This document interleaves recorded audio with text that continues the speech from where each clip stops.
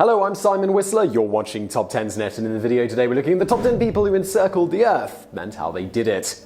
Starting off in one direction and ending up exactly where you first left off without changing your course is something not many of us will ever experience. Without doing this at least once in your life, it's fairly difficult to truly comprehend the fact that we live on a sphere floating in the middle of nowhere. Without perhaps actually going into outer space, this is the only other direct way to make you have a difference of perspective when it comes to our own planet. The first man to actually achieve this was not actually Magellan like is commonly believed, since he died in the Philippines before reaching his starting point in Spain. The man who should be credited, however, is Juan Sebastian Elcano, the captain of the only surviving ship of that same voyage. Nevertheless, there are still people out there who today have taken it upon themselves to achieve this same extraordinary feat. Not all of them have done it sailing ships, some being quite original in their method of travel, and these are the people that we're looking at in today's video.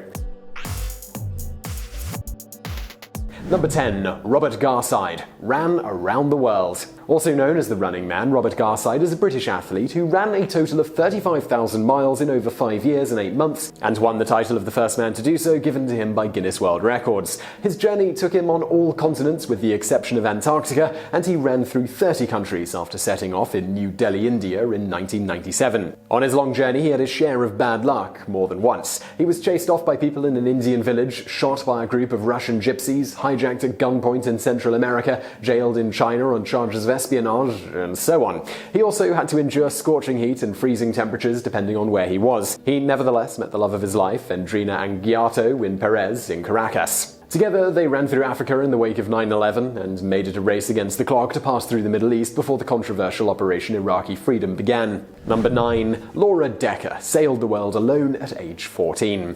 Laura Dekker is the youngest person to have circumnavigated the world all alone and without aid from anyone. She began her journey at Gibraltar in August of 2010, and 1.5 years later she arrived in St. Martin in the Caribbean. This was on January the 21st, 2012. She did it by sailing a 30-year-old 38-foot yacht called Guppy. Laura was born in New Zealand during a 7-year sailing trip by her parents. Her father was a boat builder and her mother was a street performer. After her birth, the family travelled for another 5 years before returning to Holland. She started sailing alone as early as 6 years old, both around the Netherlands and in the North Sea. In 2009, she made a sailing trip to England, and that's when she decided to circumnavigate the planet. Things would come to a grinding halt for the next 10 months, however, as the Dutch government was opposed to her leaving. She was even taken away from her parents by the authorities in order to stop her from leaving. Nevertheless, custody of Laura was given back to her parents in July of 2010, and 1 month later she was on her way. After reaching her destination in St. Martin, she left for her birthplace of New Zealand and has lived there ever since. She was happy to exchange the Dutch flag on her guppy for the one from New Zealand. Number 8. Bertrand Piccard and Brian Jones in a hot air balloon.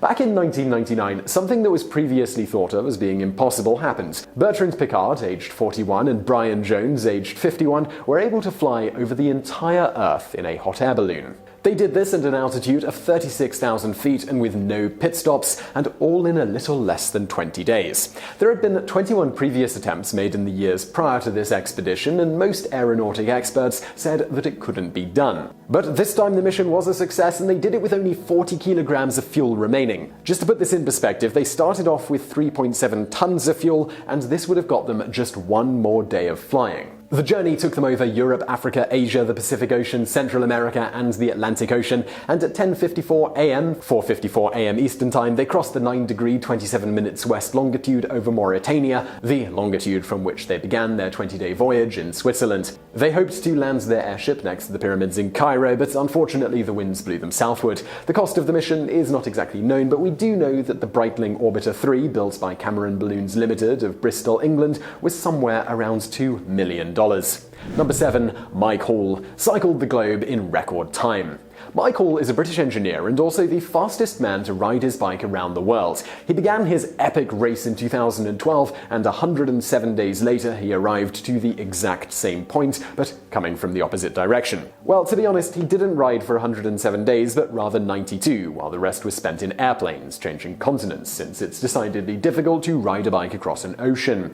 This puts him in the lead by at least several weeks, as compared compared to the next person in line. He made an average of about 200 miles per day, cycling in all sorts of weather conditions and unforeseen circumstances. His pedaling took him through 20 countries, 4 continents, and 18,000 miles for 24,900 miles in total. On March the 4th, he crossed the finish line at Greenwich Royal Observatory in southeast London, just in time for his 31st birthday. He also won the longest mountain bike race, the Tour Divide, which comprised of a single-stage unsupported race of 2,745 miles and 200,000 feet of ascent. Number 6. Bertrand Piccard and Andre Borschberg flying a solar plane. The first ever completely solar-powered airplane flew halfway around the world a few years ago. It's called the Solar Impulse and can fly both during the day and the night, regardless of the weather conditions outside. The plane was designed by Andre Borschberg, who is an engineer and former fighter pilot, and psychiatrist Bertrand Piccard, who, by the way, was one of the guys who flew the balloon around the world in 1999. Anyway, the aircraft cost somewhere around $140 million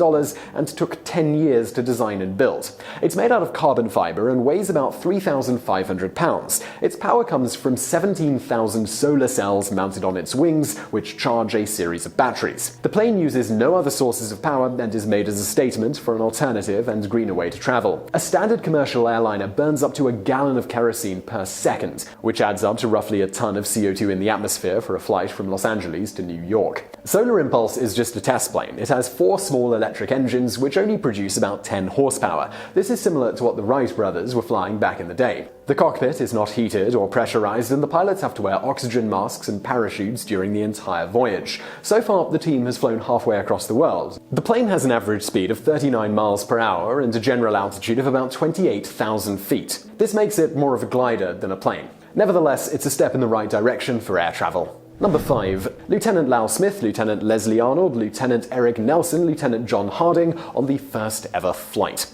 The Solar Impulse above is nice and all, being the first solar plane to go around the world, but the first aerial circumnavigation was done by 2 US Army Douglas DWC amphibian planes called Chicago and New Orleans. The Chicago was piloted by Lieutenant Lowell Smith and Lieutenant Leslie Arnold, the New Orleans by Lieutenant Erik Nelson and Lieutenant John Harding. The journey took 317 hours and 11 minutes with a total of 57 stops across the world. They started off on April the 6th and returned to Seattle, Washington on September the 28th, 1924. Originally, Lieutenant Leslie Arnold wasn't even supposed to take part in the flight, but because Sergeant Arthur Turner became ill just 4 days before the start, he was chosen as the replacement. Nevertheless, their flight didn't take them in both hemispheres of the world, and that title goes to Australian Charles Kingsford Smith in 1929. He is also the one who first made the non-stop trans-Pacific flight in 1928. Number 4. The RMS Laconia, cruising the world.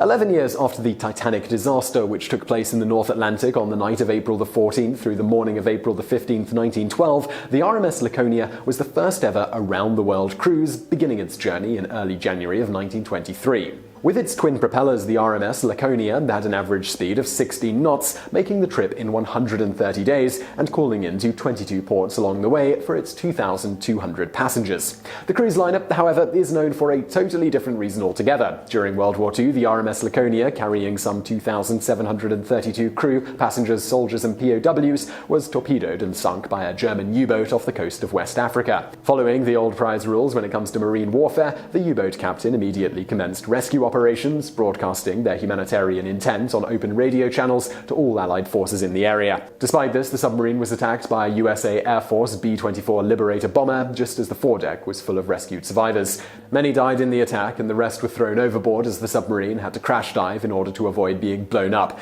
After this incident, the German Navy forbade all attempts to rescue stranded Allied seamen. During the Nuremberg trials after the war, Grand Admiral Karl of the German Navy brought up the Laconia incident, embarrassing the US forces, which tried to forget the whole affair as fast as possible. Number 3. Karl Bushby, hiking from South America to England. In what is known as the Goliath expedition, former British paratrooper Karl Bushby from Hull, England, began a challenge to complete the longest continuous walk in human history back in 1998. With only $300, Bushby set off on the 20-plus-year, 36,000-mile journey from the southernmost tip of South America through Central America, the west coast of the US and Canada, through Alaska, across the Bering Strait, and into Russia. The mission was to cross both the Asian and European continents and reach his hometown of Hull. However, halfway and 5 years into his epic journey, he was swimming into Russia and landed on a military base where he was arrested. The Russians placed a restriction on his visa for the next 5 years and left Bushby wondering if he would ever be able to accomplish his dream. Then, in 2013, a pair of filmmakers approached him and came up with the proposal of walking 3,500 miles from LA to Washington, D.C. in order to resolve his visa issues with the Russian embassy there. With the mounting tensions between the two governments during the Crimean crisis of 2014, things seemed hopeless. Then, thanks to an article about the Goliath expedition in the Washington Post, new life was brought back to the journey. His visa ban was lifted and he resumed his journey through the Siberian wilderness. He was, however, given permission to stay in the country for only 90 days at a time, so he has to go back and forth between Siberia and Europe. His next milestone is to reach the Road of Bones, which marks the end of the Arctic, and a continuous paved road journey from there all the way home. Number 2. Jason Lewis, Expedition 360. Expedition 360 is the first true circumnavigation of the world done entirely with human power. This means there are no motors, engines, sails, or anything else that doesn't involve using your muscles to move forward. This sounds a lot like the Goliath expedition that we just mentioned, but the difference here is that there isn't just walking. As a means of transportation, there are also bicycles, rollerblades, swimming, kayaks, and pedal-powered boats. Jason Lewis, now 48, is the first to complete this challenge. He and his team began the journey in 1994, and 13 years later, they were back where they started off, on the Greenwich Line in London. They left London on bikes up to the English Channel, a pedal boat across to France, and then bikes all the way to Portugal. From there, they used that pedal boat again across the Atlantic from Miami and rollerbladed the whole continental US to San Francisco. In Pueblo, Colorado, he was struck by a drunk driver and had to spend 9 months in the hospital due to having both of his legs broken. This didn't stop him, and by 1996, he reached the West Coast. From here, they went down the Pacific coast into Mexico on bikes and all the way to Honduras. There, they had to turn back because of severe El Nino weather effects in 1997. From San Francisco, they pedaled to Hawaii and then island hopped to Australia. Here, Lewis mountain biked 3,500 miles through the Australian outback, pedal boated from there to East Timor, kayaked to Singapore, biked through Southeast Asia and Tibet, over the Himalayas and into India. He then pedal boated again from Mumbai to East Africa over the Indian Ocean, and then biked through Sudan and Egypt to the Middle East, Turkey, and eventually back to England. Before the Atlantic pedal boat leg of his challenge, both Lewis and his fellow adventurer, Stevie Smith, had just 4 days' experience on a boat. By the end of the 13-year journey, they were both experts, even if Smith ended his adventure in Hawaii. Number 1. Yuri Gagarin, the first man to orbit the planet. Okay, this may be considered by some as not really counting as circumnavigating the planet because Yuri Gagarin was in outer space. But even so, his journey was something truly amazing and which will be forever remembered in the history books. Going around the planet is going around the planet, regardless of how high up you do it. He was the first man to ever go into space and see the entire planet as a whole. He did this on April 12, 1961 in the Soviet Vostok 1 spacecraft. His flight lasted for 108 minutes, 89 of which were spent in space, orbiting the planet. This also counts as the fastest circumnavigation in this list. The International Space Station travels at a speed of 7.66 kilometers per second and sees the sunrise every 92 minutes. And, well, there's always someone up there. All of the men and women we talked about up to this point, not only Yuri Gagarin and the other astronauts that came after him, but everybody who ever encircled the planet in one way or another, had a different perspective on things once they came back. Psychologists, neuroscientists, and physicians have all reported a notable shift in behavior and outlook on life in all astronauts who ever went into space and encircled the planet.